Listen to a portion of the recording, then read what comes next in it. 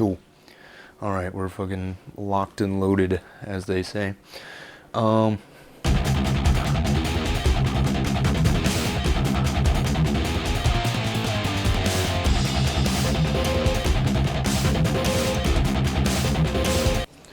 I don't know if you're gonna be able to catch this on one of the cameras, maybe. Let me not have Dead by Daylight going, I guess. Pretty sure this isn't real. I'm tripping, aren't I?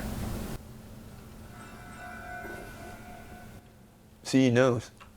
That was Nicolas Cage saying, none of this is real, I'm tripping, aren't I? Okay, you can see I've already had two of the Silly Dots in here. Silly Dots Mega Dose. 6 serving is what it says, so 1 tab is like, I don't know why it says 6 servings when it's 3 pills. Like, they are perforated in the middle, but on the back it says, dude, can you not do this, man? Do I have to fucking close you or something?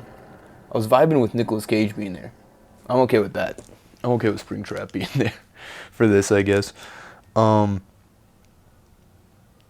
it says 1 tab Flow and Vibin, 2 tabs Euphoria and Introspection, 3 tabs Altered Perception. And I've definitely tripped out on these pretty hard in the past.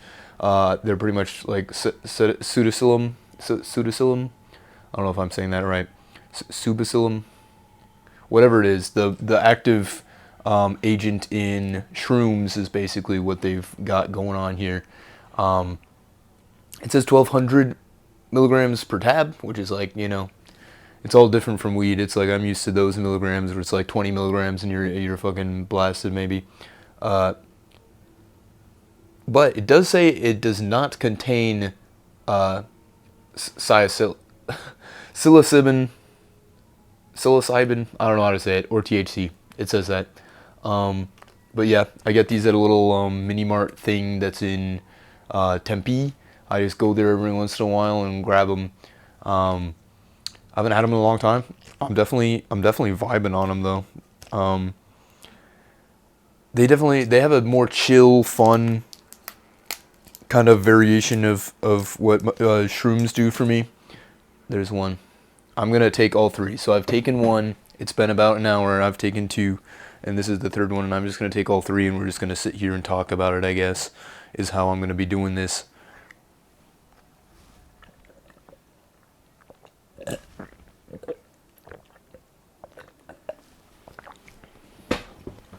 I apparently can't drink water.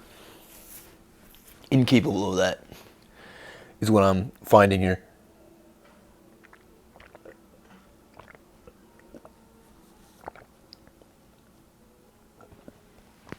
We're getting there. We're getting there. You know what? To add to the vibes, to add to these gosh dang vibes going on here, what if I had a big ol' pointy gnome hat? Maybe that'll make more sense of this whole thing. Does that make more sense to you guys? I don't know. It feels like it makes more sense to me, maybe. But, yeah, so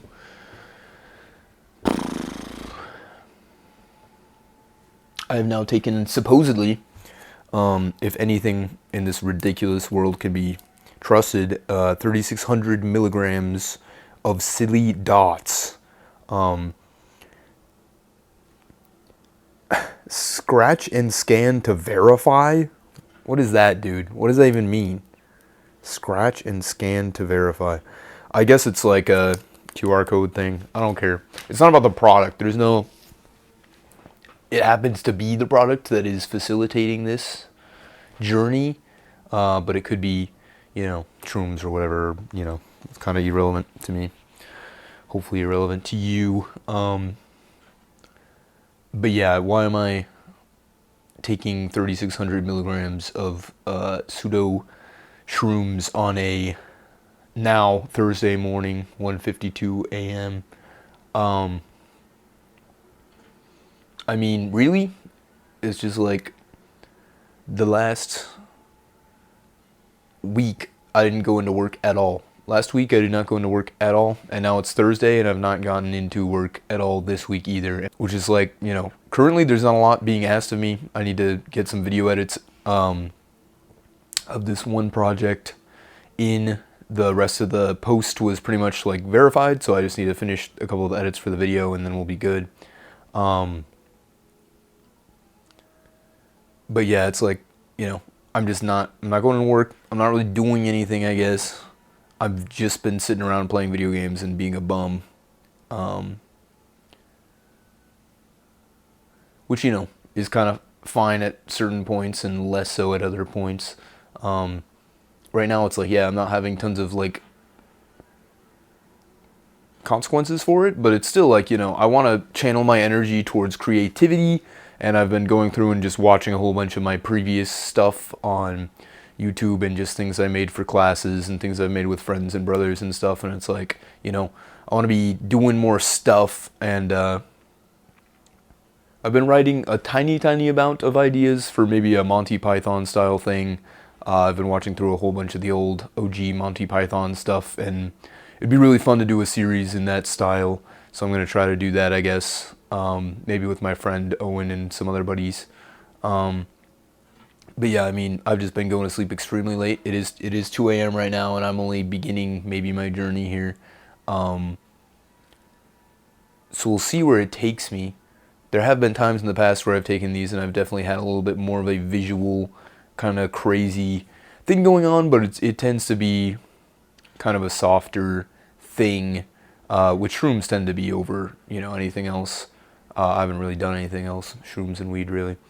But very relaxing for sure.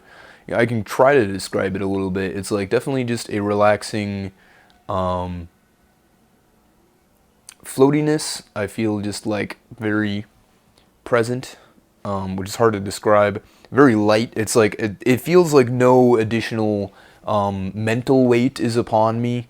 Whatever mental weight I was kind of in, which makes it confusing now, because going into this I was in a much more like place that I felt like I needed to like get out of and describe. But now it's like, now that I'm, you know, in this state of mind, I'm more like, things are all right, things are chilling. But yeah, I mean, definitely just in a place right now where it's like, I don't know what's going on, what I should be doing, what I'm doing, you know. Been playing a lot of video games, just hanging out here, just taking in a lot of media and stories, you know, lots of comic books each week, which has been really fun. You know, TV shows, Andor was really great.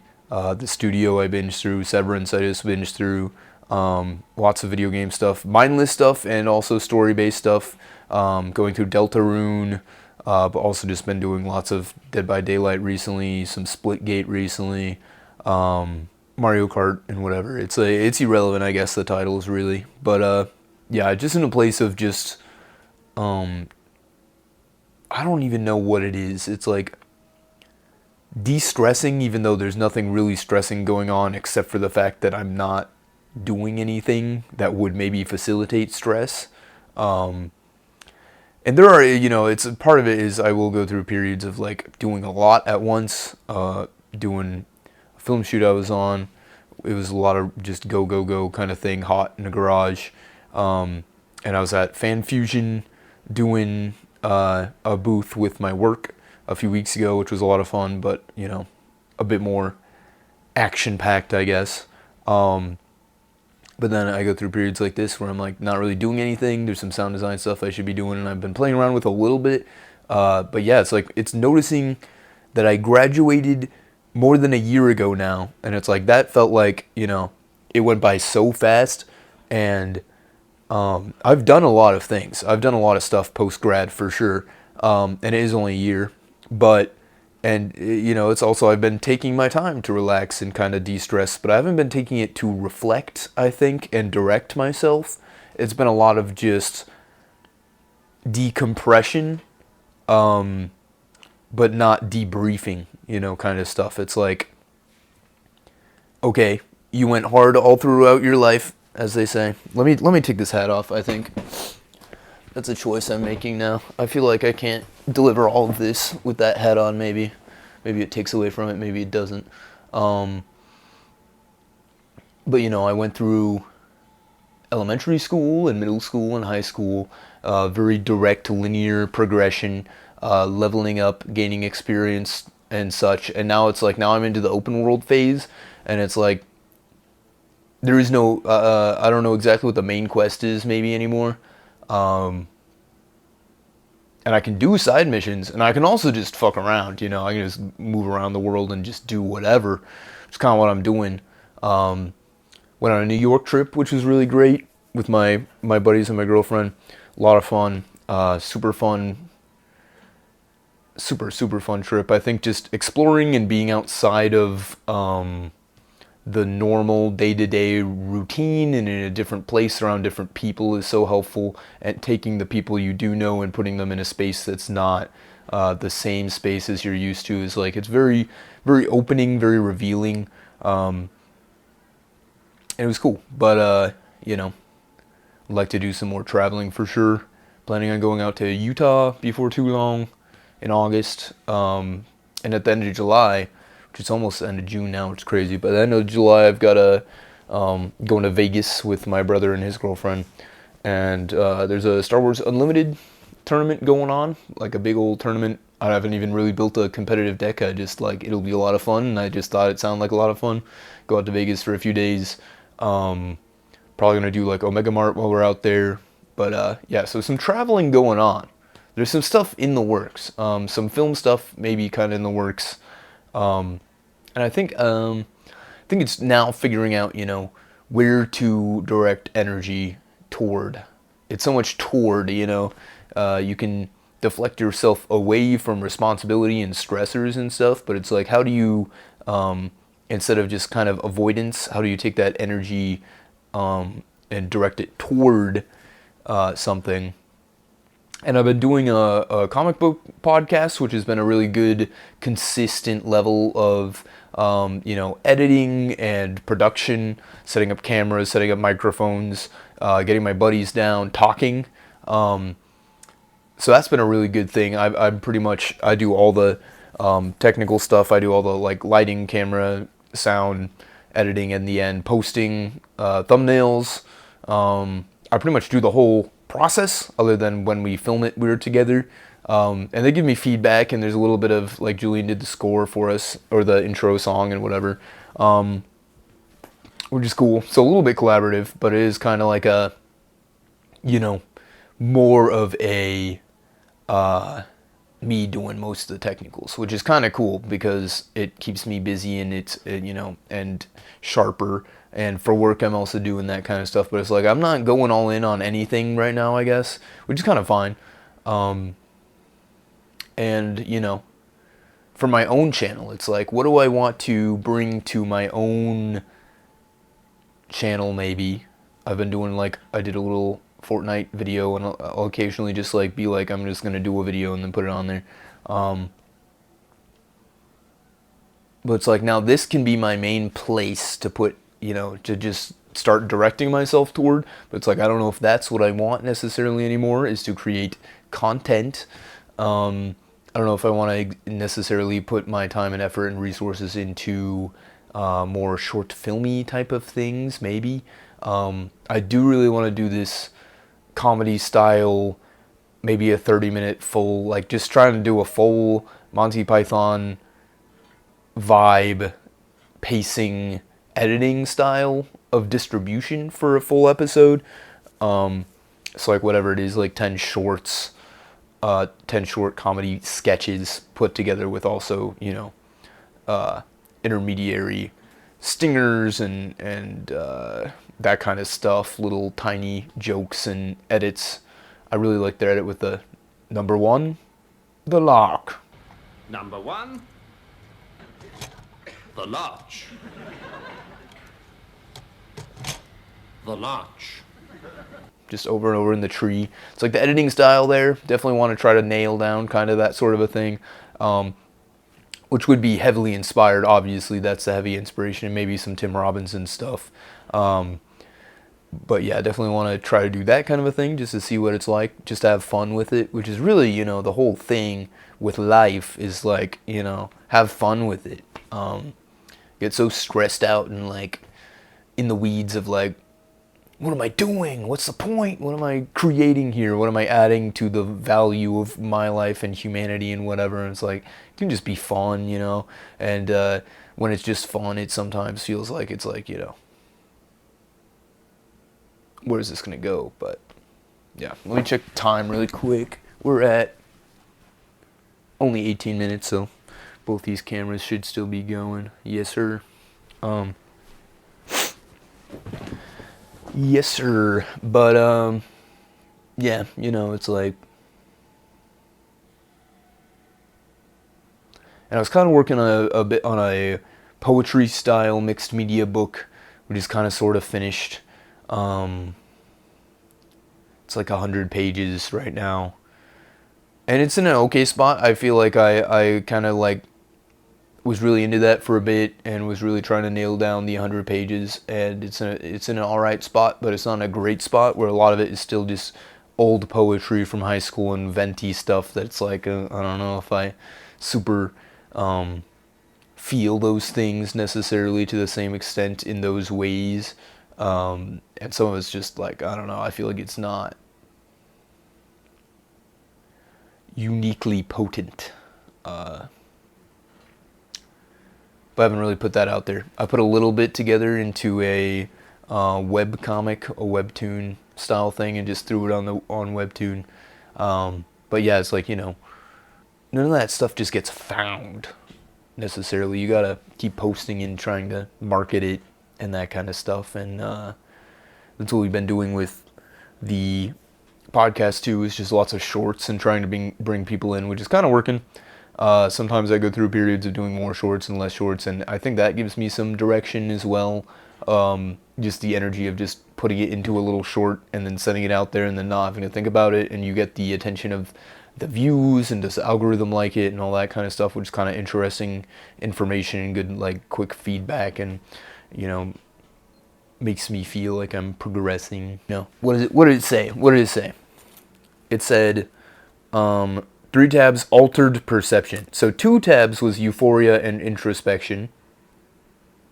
So maybe we're still in the euphoria and introspection. I don't know about the euphoria necessarily. It's definitely a chill vibe. It's a relaxing vibe. I don't think I'd describe it as euphoric, you know. I don't know if I'd go there. Just with Springtrap in the background too. I'm vibing with that though. That's allowed to exist within the mise en scène of this altered reality check-in.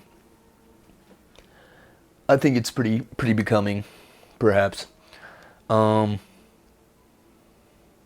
yeah, it's like as a professional creative, you know, I've got work. I've got freaking a job, a full-time job for a science-based you know, company doing 3D animations, which is fire and awesome. And it's like, I don't know why I just like don't, I'm not able to just put myself there. I'm not able to be consistent and just like give myself into going in every day and doing my 8 hours and being in the office and just being and doing my job, which is like, it's not even super high stress. It's not high strung.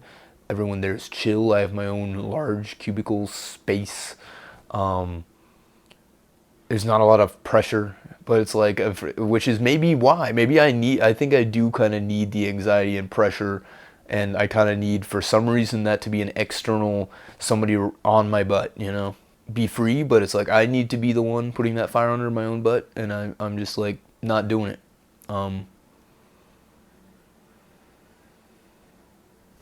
And, you know, and you can keep going, I guess, if there's not...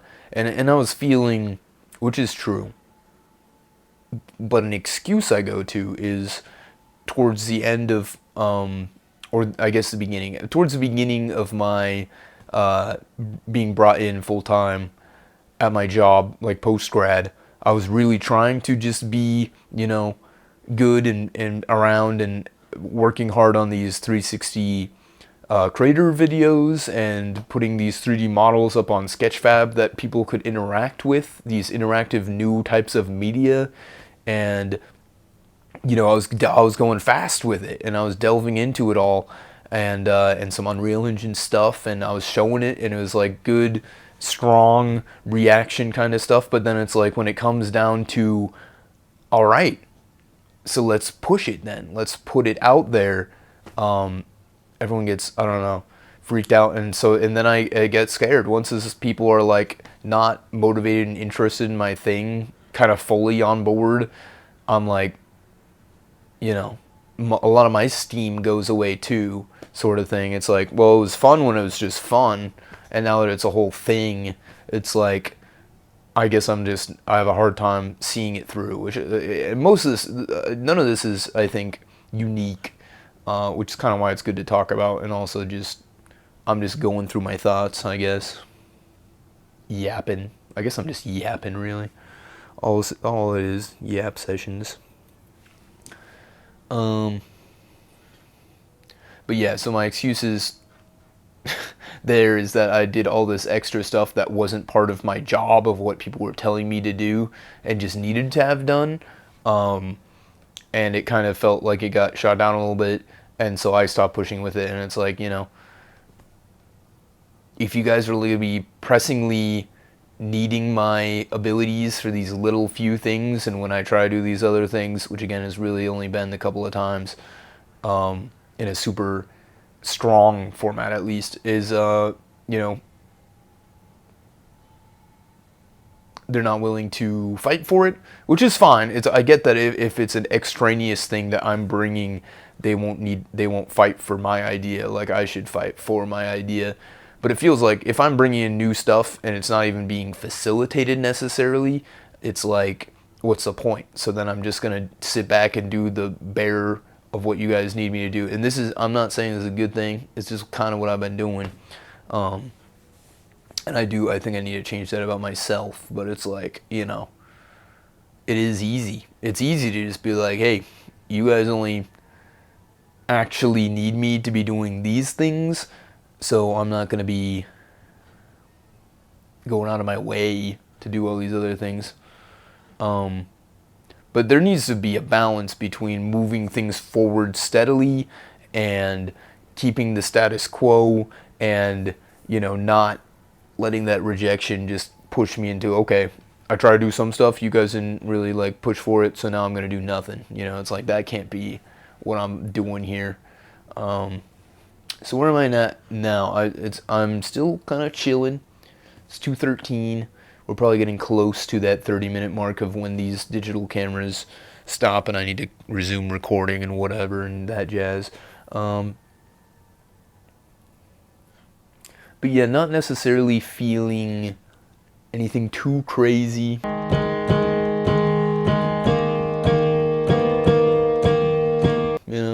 Looking at myself, feeling myself. Again, not in a super freaky way, but it could be.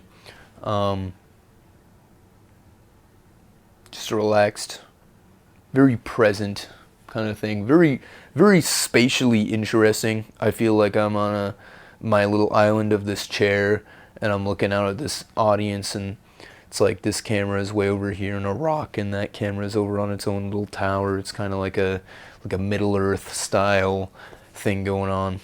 Kind of viewing that space as more of a external map rather than a enclosed room.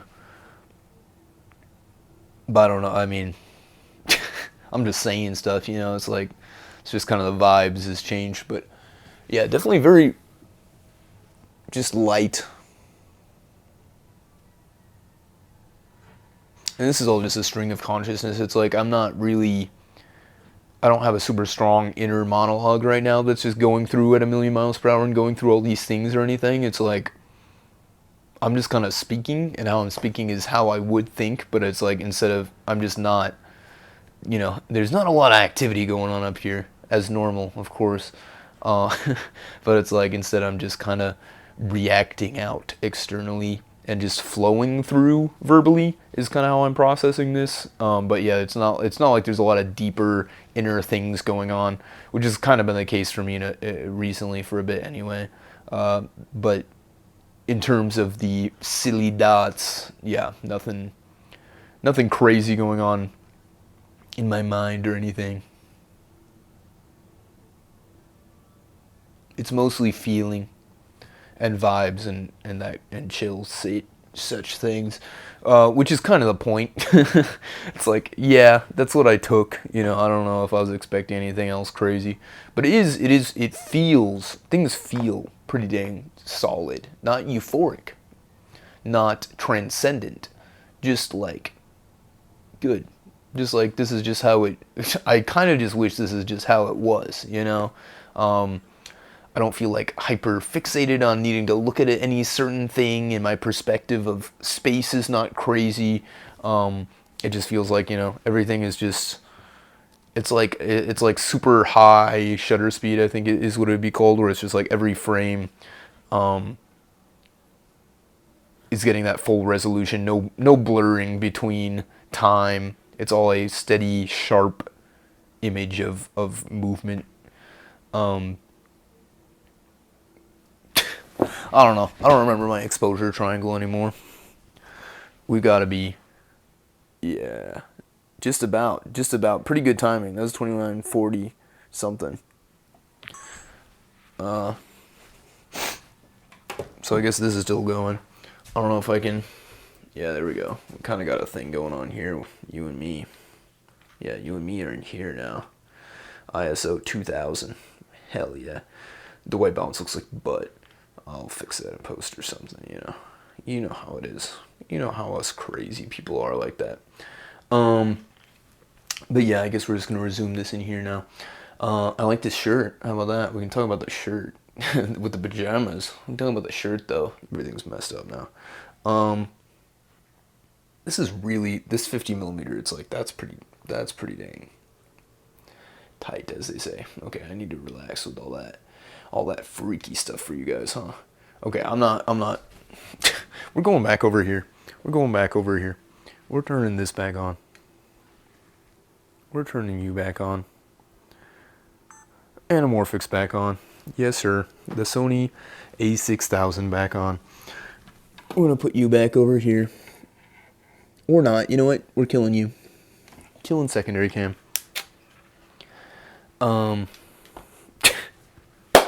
We're still going on the phone. The phone can just keep going, and that's pretty cool. Which I do enjoy. I do enjoy this space I've created, my little crazy scientific lab of my things. But yeah, going back to what I was going to talk about, kind of, sort of, is this idea of like the souring of the lips, is what I call it. I think it's not something I've coined and is definitely a not a necessarily super profound thing, but something I've been thinking about is, and it tends to be in relationships, I guess, is the souring of the lips where things just get, kind of routine, and whatever it is, that heart that maybe you thought you had starts to become obvious that it's like maybe there wasn't something deeper and it was just the surface level enjoyment of life together kind of thing, and not a deeper connection, just for us all to find and think of and decide for ourselves what is there or not. But but it does present itself to me in a physical souring of the lips kind of a thing. Kissing and everything is just, and I think sour is the right word for it. Sometimes you can be into kind of a sour thing. It is a flavor, that's different. It's not acidic. It's not a bad flavor in the terms of what I'm talking about. But it's just over time, just always it being sour at that point is like, can't have it all the time. Can't have it sweet all the time either. But if it's always one thing, stagnation, it's like probably not a great spot maybe. And I feel like, that can be cohesive of life too sometimes, and I think that's kind of part of what all this is a souring of the lips of life right now. Feeling like, those same things that used to be, so exciting and bring me so much light and fill me with light is now just kind of a dim normalcy maybe, and I don't I don't respect it for the same level, but it also doesn't, you know, if the blade is sharp, you can't keep sharpening it at the same rate. You gotta either use the blade, let the blade be sharp, and use the blade, and then resharpen it later. But you can't, you know, you can't sharpen the blade, put it in the sheath, and keep it in the sheath kind of thing, you know? It's like, and especially depending on where it's at, you know, the sheath can be a good place for it to be. And this is all just metaphorical spaces. That's the language we're gonna be using now, for this entirety, of course, too. But you know, it's like a blade oxidizes, which is good. It's metal. But something, you know, you don't always think about is a blade left in its scabbard, in its leather, specifically leather, will trap water and hydration and will rust over time. My grandma was being very much like a, make sure you keep your blades not in its scabbard all the time because it will, you know, rust, which I currently am in the desert. There's not a lot of humidity, not a lot of water in the air, which is fucked up in all kinds of other ways, sure. But I think that's also a statement of, you know, you can't leave your blade in the scabbard kind of a thing, you know? It's like, that's not a good place for it to be. It needs to be used. This other show that I've been watching recently with Paula, Blue-Eyed Samurai, was talking about every, you know, and he's a bladesmith, and the main character is like studying under this bladesmith, and they're like, you know, trying to turn this special material into a blade, and the main character's like, maybe it doesn't, you know, want to be a blade. Maybe that's not what it's meant to be. And the swordsmith's like, all metal wants to be a blade. And I think that's like, you know, we all want to be blades of use and sharpened into this point of usefulness, this function, this higher calling of our an efficiency of what we are capable of, a blade for whatever we will be honed and sharpened in the ways that we are through knowledge and practice and whatever, creativity, which is maybe what I want my blade to be, but who knows. But we want to be, you know, you got to be used. You can't be, you know, I go through college, we all go through whatever it is, and you sharpen yourself. And then it's like, if you're not being used, dude, you become dull, you maybe become rusted in your scabbard, become brittle even. It's like, you only become stronger through continuing to be used, you know, to be sharpened by and dulled by your environment and each stroke, you know. But you know, there's something there. Your blade is then defined and sharpened and refined by each stroke it hits. You know, if you cut a bamboo at a weird angle and you might take a chip out, that does make the blade sharper and different in that way too, you know. But if you let it just stay, it will only degrade. You can't, stagnation is degradation, maybe, is what I'm getting at. And of course, that's to say, especially with this metaphor, we can just keep going. It's like, you know, you don't want to pull out a blade when it's not needed. You know, it's like we can't be hasty to just pull out the blade and use it whenever either. You know. Leaving it all the time is not good, but using it just whenever, just to use it, is not good either. There needs to be that balance, sure. And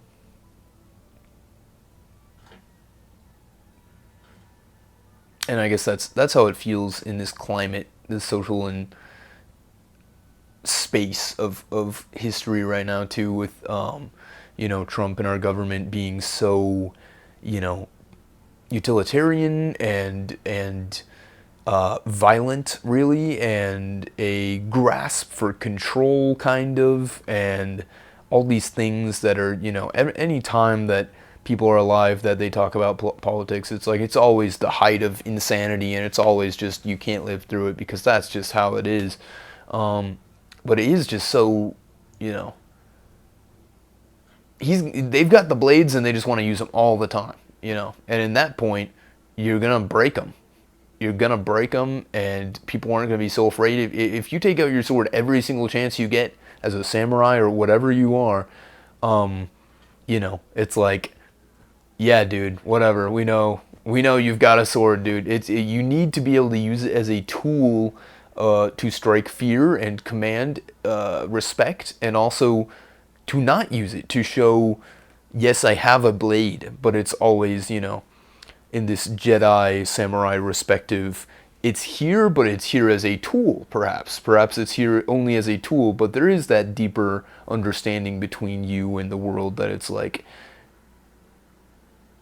you can't be a samurai or a Jedi or this figure with this blade and expect people to respect it if you don't have that control of it, you know? Thinking of, what if I just traveled around with a empty scabbard and no blade? What difference would that make, perhaps, for a samurai with just a scabbard and no blade? But I think there's an important, you know, and that's interesting, but it's like the important part of it is that there is that understanding, I've got a sword here, I know how to use it, and I'm choosing not to. And that it truly is, which is what they all say, but it's like, it is truly an extension of self, with the lightsaber, with the sword, with any weapon, with any tool, the camera, anything, I guess. It's just you and I accept that I will present myself and you will present yourself with the utmost of dignity and mutual respect we can, and if it gets to a point where we need to fight blades, we both have them, you know, kind of thing. This metaphor has gotten really all-encompassing of where I guess I'm at, which is kind of interesting. I am enjoying it. I am really enjoying just delving into this metaphor right now. And it can be, you know, and it is a cool thing with words and ideas and symbols. But yeah, you know, I've been going through, I played Ghost of Tsushima not too awfully long ago. Absolutely amazing video game. But absolutely, I was playing it in this semblance of honor and respect, and what does it mean to be a samurai, and you know, and that's what the game's all about. And then going through Andor, and it's like, Andor is not about Jedi, but it's like viewing these spaces within that realm of a samurai is maybe, you know, and that's just the current character and symbol I'm choosing. But it could be any, but it's like, it's a very good one. It's a very interesting one. And I think the thing with samurai and Jedi and that kind of archetype is the idea that you as a lone character are capable of great movement towards whatever direction you need or see fit, you know, the Force, whichever one it ties you to, and you follow through. But there is that, I guess, that feeling of you have such capability within you to change things, and to sit by and to support. And that's, I think, the main thing with those. And I think that's something I've talked with my dad some about, and he's talking about, you know, the draw of war and the beauty and the glory in these things, and it's like, it's so exciting, and that's what I was talking about with, you know, if you use a sword all the time, it loses its value, and you can't just want to use it at any chance. But yeah, it's like, there are those draws, and I think that's the thing specifically with this samurai Jedi archetype, is the knowing of when the blade is necessary, absolutely necessary, and that just the kindness and the little moments of just being kind and kind to those around you are the main strokes within which your war is fought, you know? It's like, that's the broad strokes of a samurai's war, is in the kindness of every little thing.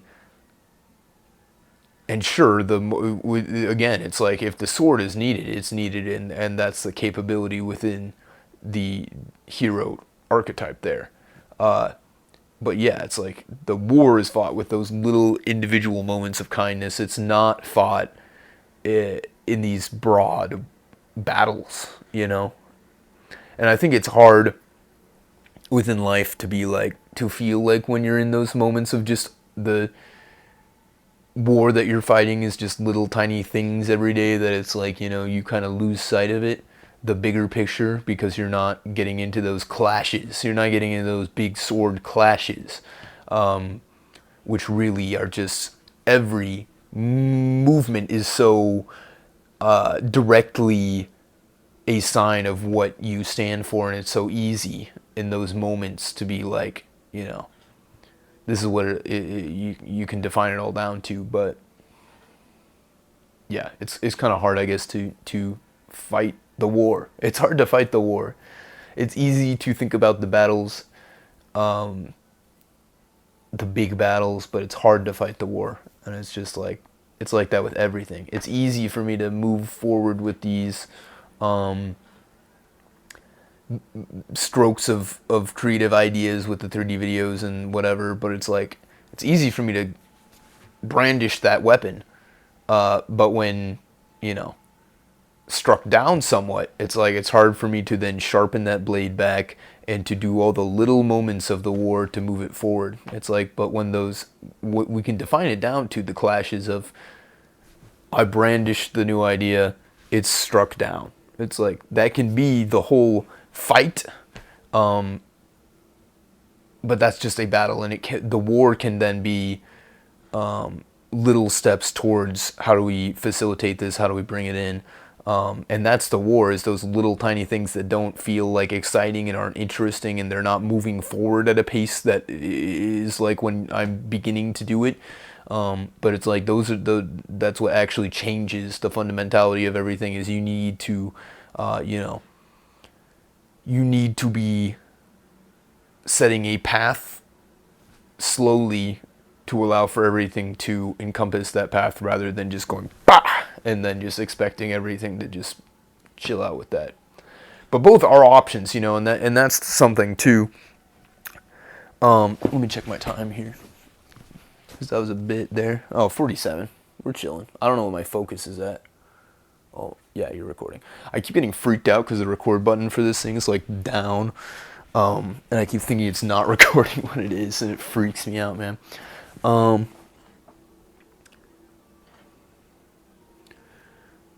it's 2:30. So that's been, you know, we're almost at an hour, I guess. Hour of metaphorical samuraiism in fighting my war in my humble with Springtrap still, in my humble bedroom, I guess. But I at least feel like I've claimed something here. I've won some kind of wisdom, perhaps. A gaining of wisdom here. This can be, and I think that's what this is, with the taking of the amount of these shroomages and such. It's a, let me bring attention and physical presence to this moment, and let me make it a sword stroke. I guess I've decided to brandish the weapon. I've decided this is a time that needs to be, you know, I've let it be, and now it needs to come through, you know.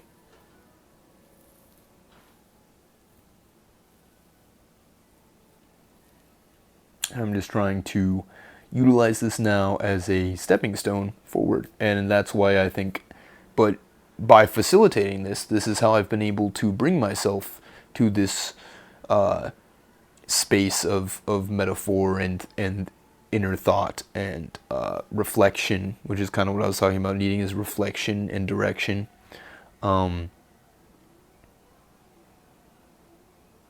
And so by facilitating this, which, you know, maybe this is not the healthiest way to do it, is through substances or anything like that. Maybe it can be through a meditation or something. Though I'm not at all opposed, obviously, to the use of substances as well. I think they are tools. And they can also definitely be harmful, you know, but they are tools. They can be utilized, for sure. I think they can be utilized. But yeah, so it's just creating these spaces in which wisdom can be honed in on, and bringing attention to the fact that I'm trying to do that matters too, you know, kind of thing. So it's all of it, you know, it's like doing the substances is part of it, and then just bringing attention to myself and to the world, and to mostly to myself and my journey, to bring it to a specific, like, you know, the blade being brandished, you know, it's like a lot of it just needs to be the continuous going on. Not everything needs to be a big ol' thing, but this can be a thing because I want it to be a thing, which is exciting and special, that I can choose for something to be a thing for myself. But yeah, it's like not everything has to be a huge, defining, life-changing thing. Some of my buddies moved out to New York just kind of on a whim, and that's super exciting idea. And you know, it's like, I know I was thinking about it after we went out to New York. It's like I can just go out there, you know, and that's super exciting, and it's super cool that I can do that. But it's also like, you know, it's choosing, and that would be a big slash, and then it's, you know, if it's not a gradual, slow, find a job out there, find the route, move the channel. It can be a quick slash, but then you're giving so much room then for the environment to react to this unwelcoming force, rather than if you make it a gradual river which can't be knocked off. You know, it's like one big motion can perhaps be deflected and have more problem to it, but maybe a series of blows could be the slow development of a path for which to go down. And I guess that so that's cool too, is to create a series of movement towards a channel that then makes it immovable. It makes it impenetrable, you know. That's cool. That's cool too. It's cool to not only make a huge motion and then just to see what happens, and you kind of open yourself up to reaction with big action, and it's also cool to slowly facilitate this space of inevitability and impenetrable motion, you know. It's like that can't be stopped, which is kind of cool too.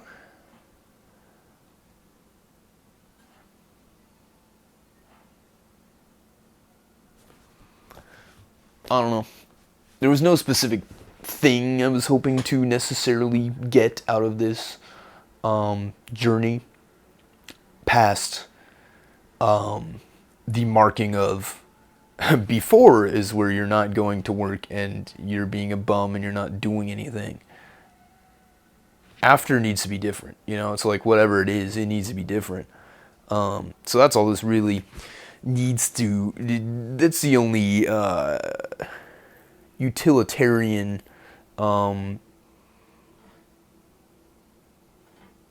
capability and function. That's the only function that this needs to deliver upon, which inevitably it will, I suppose, in some way or another. But yeah, maybe that's, you know, this can be. I can put the period by just turning off the camera and shit. I don't know how much time it's been either anymore. 54 minutes, so we're still going. 22 minutes. Whatever. That can be it, you know. And I think that's just where we're at. Yeah. I'll put the hat back on. I guess that's kind of it's part of that Monty Python-y, callback-y, the whole world entering in through. I think that's all this, the wizard uniform with that kind of thing is. I was practicing for a short while something I called mental health magic, mental health, wizardry, and it would just be, you know what? It's fun. It's fun to have. It's fun to have objects and tools of the craft, whatever it is. Symbols too, perhaps. This is my. It is both the symbol of a wand, and it can also provide the function of one, perhaps.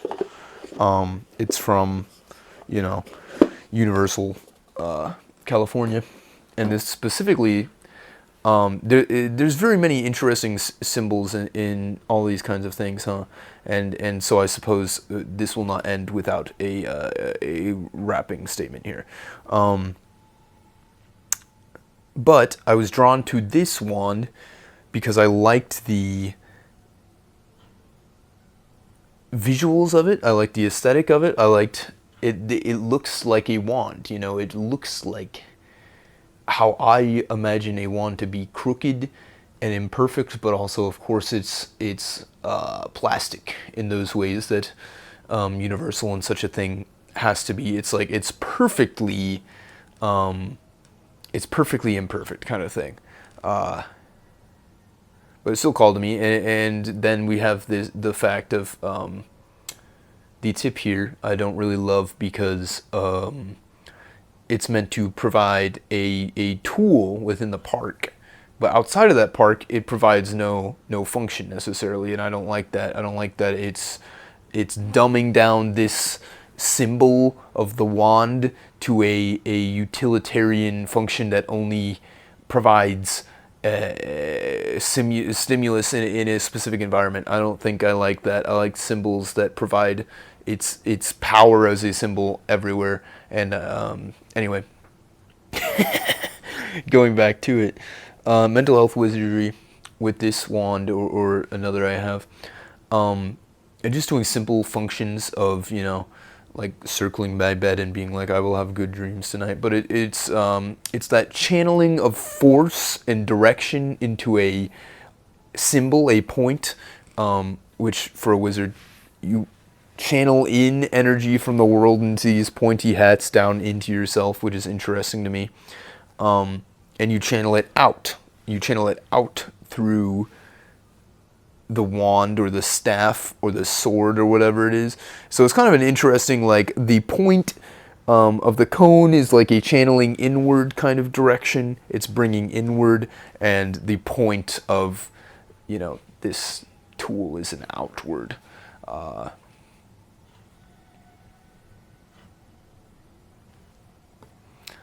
felt like maybe there was something else tying things in there, but it doesn't have to be. I think that's just where we're at. Yeah, so I don't know. I'll probably edit this together and it'll stay for me and whatever kind of thing. But it's cool. It's cool, huh? Maybe I'll share it with you guys, and maybe that'll be cool for you or not. Yeah, and we all gotta continue living our individual samurai lives, and hopefully choosing that kindness and choosing the continuous strokes of our wars of kindness and love and peace and unification, and just keep on with those battles, says the guy in the red gnome hat and the Harry Potter wand and the pajamas and the fucking whatever, right? Whatever, man. I don't know. Whatever. It's a little Black Key song I'm playing around with.